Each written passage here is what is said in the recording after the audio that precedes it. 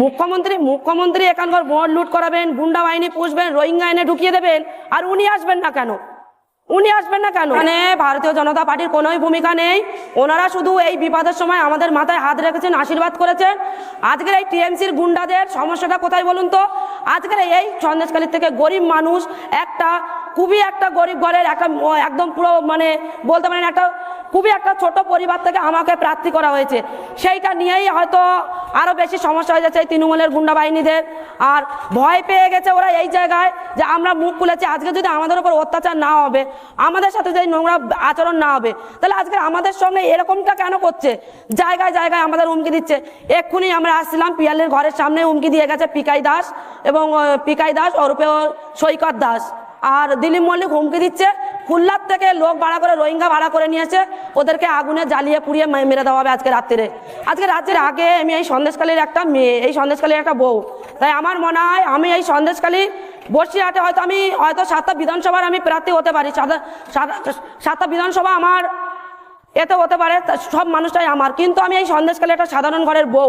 আমি প্রথম প্রার্থীর আগে আমি এটাই। তাই আজকে এই দিলীপ মল্লিক আমাদের যে আন্দোলন বেরিয়েছিল থানা ঘেরাও করা নিয়ে, এই মানুষগুলোর ওপরে অত্যাচার করা হয়েছে, আমরা সেটা নিয়ে এফআইআর জমা দিতে এসেছিলাম। সেখানে দিলীপ মল্লিক ওর সহকর্মীদের নিয়ে এসে ভিড়ের ভিতরে সামিল হয়ে যায় এবং মায়েদের গায়ে নোংরাভাবে তাদের শরীরে স্পর্শ করে এবং নোংরাভাবে ধাক্কা ধুক্কা মারে। মায়েরা ক্ষিপ্ত হয়ে তারপর ওনাদের গায়ে হাত তোলে। এটা কোনো সাধারণ ব্যাপার। একটা পরপুরুষ যদি একটা মহিলার গায়ে হাত দেয়, অন্যের ঘরের স্ত্রীর গায়ে হাত দেয়, সেটা মেনে নেওয়া সম্ভব না। এটা আমি হলেও ওই জায়গায় আমি একই কাজই করতাম। সেটা আমার নামে এবং ডক্টর অর্চনা মজুমদারের নামে এটা দোষ দেওয়া হচ্ছে। তাই এই দোষে আমাদের কিছু মনে হয় না, কেননা আজকের যদি দিলীপ মল্লিক সত্যি হবেন, উনি যদি একটা ভদ্রলোক হবেন, তাহলে এই ভিড়ের ভিতরে ঢুকলেন কেন আর মা বোনদের গায়ে হাত দিলেন কেন? ওনার প্রতি তো ওনার ধিক্কার জানানো চাই। এরকম একটা ভদ্রলোককে ভদ্রলোক বলা উচিত নয়, একটা নোংরা পরিবেশের মানুষ। নামে এফআইআর করা হয়েছে থানায়, এবং সেখানে আমরা এফআইআর যখন করতে গেছি তখন ওখানকার বড় সাহেব আমাদেরকে প্রশ্ন করেন যে, আমরা বললাম যে এই মানুষগুলোর নামে এফআইআর করবো, বলে কি প্রমাণ আছে ওনারা আজকের এইটা করেছেন? রাজ্যের পুলিশ জেনে শুনেও ওনাদেরকে সাপোর্ট করছে। তাহলে রাজ্যের পুলিশ সাধারণ মানুষের হয়ে কি কাজ করবে?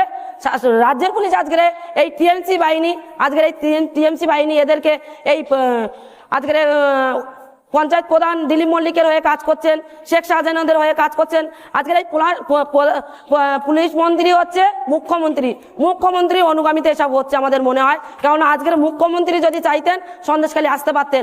আজকের সেই একইভাবে ঠিক ফেব্রুয়ারি 7 তারিখে যেভাবে আন্দোলন বেরিয়েছিল, ঠিক আজকেরও আজকের 12 তারিখ আজকেরও সেই আন্দোলন বেরিয়েছে। কিন্তু